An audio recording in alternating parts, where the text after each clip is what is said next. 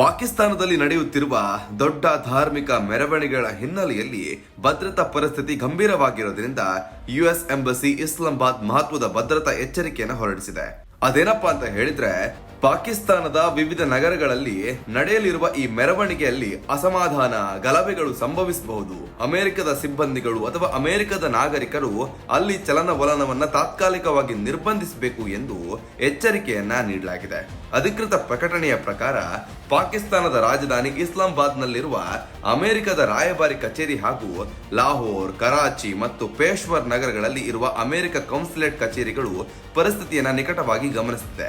March 10ರಂದು ಮಧ್ಯಾಹ್ನ 12 ಗಂಟೆಯಿಂದ America ಸಿಬ್ಬಂದಿಗಳ ಹೊರ ಚಲನವಲನಗಳನ್ನು ಕಟ್ಟುನಿಟ್ಟಾಗಿ ನಿಯಂತ್ರಿಸಲಾಗುತ್ತದೆ ಎಂದು ಹೇಳಲಾಗಿದೆ. ಈ ಮೆರವಣಿಗೆಯಲ್ಲಿ ಸಾವಿರಾರು ಜನರು ಭಾಗವಹಿಸುವ ಸಾಧ್ಯತೆ ಇರೋದ್ರಿಂದ ದೊಡ್ಡ ಮಟ್ಟದ ಜನಸಮೂಹ ಹಾಗೂ ಭಾರಿ ಟ್ರಾಫಿಕ್ ದಟ್ಟಣೆ ಉಂಟಾಗಬಹುದು ಎಂದು ಎಚ್ಚರಿಸಲಾಗಿದೆ. ಜೊತೆಗೆ ಭದ್ರತಾ ಕಾರಣಗಳಿಂದ ಹೆಚ್ಚಿನ ಪೊಲೀಸ್ ಪಡೆಯನ್ನ ನಿಯೋಜನೆ ಮಾಡಲಾಗಿದೆ. ಅನೇಕ ಚೆಕ್ ಪೋಸ್ಟ್ಗಳ ಸ್ಥಾಪನೆ ಮತ್ತು ಕೆಲವು ಪ್ರದೇಶಗಳಲ್ಲಿ ಮೊಬೈಲ್ ಹಾಗೂ ಇಂಟರ್ನೆಟ್ ಸೇವೆಗಳ ವ್ಯತ್ಯಯ ಉಂಟಾಗುವ ಸಾಧ್ಯತೆಯೂ ಇದೆ ಎಂದು ಅಧಿಕಾರಿಗಳು ತಿಳಿಸಿದ್ದಾರೆ. ಈ ಮೆರವಣಿಗೆಯ ಕಾರಣದಿಂದ ಹಲವಾರು ರಸ್ತೆಗಳು ತಾತ್ಕಾಲಿಕವಾಗಿ ಮುಚ್ಚಲ್ಪಡುವ ಸಾಧ್ಯತೆ ಇರೋದ್ರಿಂದ ವಾಹನ ಸಂಚಾರಕ್ಕೂ ತೊಂದರೆ ಆಗಬಹುದು. ಕೆಲವು ಸ್ಥಳಗಳಲ್ಲಿ ಮಾರ್ಗ ಬದಲಾವಣೆ ಅಥವಾ ರಸ್ತೆ ತಡೆಗಳು ಉಂಟಾಗಬಹುದು ಎಂದು ಪ್ರಕಟಣೆ ತಿಳಿಸಿದೆ. ಇದರಿಂದ ನಗರಗಳಲ್ಲಿ ಸಂಚಾರ ವ್ಯವಸ್ಥೆ ಅಸ್ತವ್ಯಸ್ತವಾಗುವ ಸಾಧ್ಯತೆ ಇದೆ.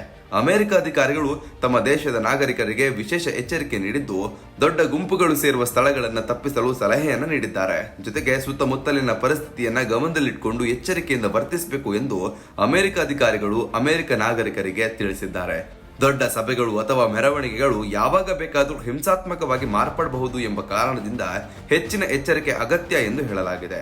ಇತ್ತೀಚೆಗೆ ಪಾಕಿಸ್ತಾನದಲ್ಲಿ ನಡೆದ ಪ್ರತಿಭಟನೆಗಳು ಪರಿಸ್ಥಿತಿಯನ್ನು ಮತ್ತಷ್ಟು ಉದ್ವಿಗ್ನಗೊಳಿಸಿದೆ. ವಿಶೇಷವಾಗಿ ಅಮೆರಿಕ ಮತ್ತು ಇಸ್ರೇಲ್ ನಡೆಸಿದ ದಾಳಿಗಳ ವಿರುದ್ಧ ನಡೆದ ಪ್ರತಿಭಟನೆಗಳು ಕೆಲವೆಡೆ ಹಿಂಸಾತ್ಮಕವಾಗಿ ಮಾರ್ಪಟ್ಟಿದೆ. ಈ ದಾಳಿಗಳಲ್ಲಿ ಇರಾನ್ನ ಮಾಜಿ ಸುಪ್ರೀಂ ಲೀಡರ್ ಎಂದು ಕರೆಯಲ್ಪಡುವ ಆಯತುಲ್ಲಾ ಅಲಿ ಖಮೇನಿ ಸಾವನ್ನಪ್ಪಿರುವ ವರದಿಗಳು ಬಂದ ಕೂಡಲೇ ಅಲ್ಲಿ ಆಕ್ರೋಶ ಭುಗಿಲೆದ್ದಿತ್ತು ಎಂದು ಹೇಳಲಾಗಿದೆ. ಮಾರ್ಚ್ 1ರಂದು ಪಾಕಿಸ್ತಾನದ ಹಲವು ನಗರಗಳಲ್ಲಿ ನಡೆದ ಪ್ರತಿಭಟನೆಗಳು ಗಲಭೆಗೆ ತಿರುಗಿದ್ದು, ಕನಿಷ್ಠ 23 ಪ್ರತಿಭಟನಾಕಾರರು ಮೃತಪಟ್ಟಿದ್ದಾರೆ ಎಂದು ವರದಿಗಳು ತಿಳಿಸಿದೆ. ವಿಶೇಷವಾಗಿ ಕರಾಚಿ ನಗರದಲ್ಲಿ ಪರಿಸ್ಥಿತಿ ಹೆಚ್ಚು ಉದ್ವಿಗ್ನವಾಗಿದ್ದು, ಅಲ್ಲಿನ ಅಮೆರಿಕ ಕೌನ್ಸಿಲೇಟ್ ಹೊರಭಾಗದ ಗೋಡೆಯನ್ನ ಕೆಲ ಪ್ರತಿಭಟನಾಕಾರರು ಒಡೆದು ಒಳನುಗ್ಗಲು ಯತ್ನಿಸಿದ ಸಂದರ್ಭಗಳು ಭದ್ರತಾ ಸಿಬ್ಬಂದಿ ಗುಂಡು ಹಾರಿಸಿದ್ದಾಗಿ ವರದಿಯಾಗಿದೆ. ಈ ಘಟನೆಗಳ ನಂತರ ಪಾಕಿಸ್ತಾನದ ಹಲವಾರು ನಗರಗಳಲ್ಲಿ ಭದ್ರತಾ ವ್ಯವಸ್ಥೆಯನ್ನು ಇನ್ನಷ್ಟು ಬಲಪಡಿಸಲಾಗಿದೆ. ದೊಡ್ಡ ಪ್ರಮಾಣದ ಮೆರವಣಿಗೆಗಳು ಮತ್ತು ಪ್ರತಿಭಟನೆಗಳು ನಡೆಯುವ ಸಾಧ್ಯತೆ ಇರೋದ್ರಿಂದ ಅಧಿಕಾರಿಗಳು ಎಚ್ಚರಿಕೆಯಿಂದ ಕಾರ್ಯನಿರ್ವಹಿಸುತ್ತಿದ್ದಾರೆ.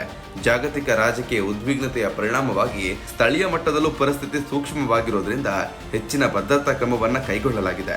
ಒಟ್ಟಾರೆಯಾಗಿ ಪಾಕಿಸ್ತಾನದಲ್ಲಿ ನಡೆಯುತ್ತಿರುವ ಧಾರ್ಮಿಕ ಮೆರವಣಿಗೆಗಳು ಮತ್ತು ಇತ್ತೀಚಿನ ಪ್ರತಿಭಟನೆಗಳ ಹಿನ್ನೆಲೆಯಲ್ಲಿ ಭದ್ರತಾ ಪರಿಸ್ಥಿತಿ ಗಂಭೀರವಾಗಿರುವುದು ಸ್ಪಷ್ಟವಾಗಿದೆ.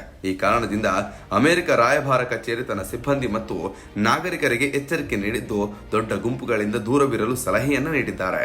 ಮುಂದಿನ ದಿನಗಳಲ್ಲಿ ಪರಿಸ್ಥಿತಿ ಹೇಗೆ ರೂಪುಗೊಳ್ಳುತ್ತದೆ ಎಂಬುದನ್ನು ನಾವೆಲ್ಲರೂ ಕೂಡ ನೋಡಬೇಕಾಗಿದೆ. ಯಾವುದೇ ಸುದ್ದಿಯ ಅಪ್ಡೇಟ್ ಅನ್ನ ಮಿಸ್ ಮಾಡ್ಕೊಳ್ಬಾರ್ದು ಅಂದ್ರೆ ಈಗ್ಲೇ ಒನ್ ಇಂಡಿಯಾವನ್ನ ಸಬ್ಸ್ಕ್ರೈಬ್ ಮಾಡಿ. ನಿಮಗೆ ಬೇಕಾದ ಭಾಷೆಯಲ್ಲಿ ಎಲ್ಲಾ ಸುದ್ದಿ ತಿಳಿಬೇಕು ಅಂದ್ರೆ ಒನ್ ಇಂಡಿಯಾ ಆಪ್ ಅನ್ನ ಡೌನ್ಲೋಡ್ ಮಾಡ್ಕೊಳ್ಳಿ.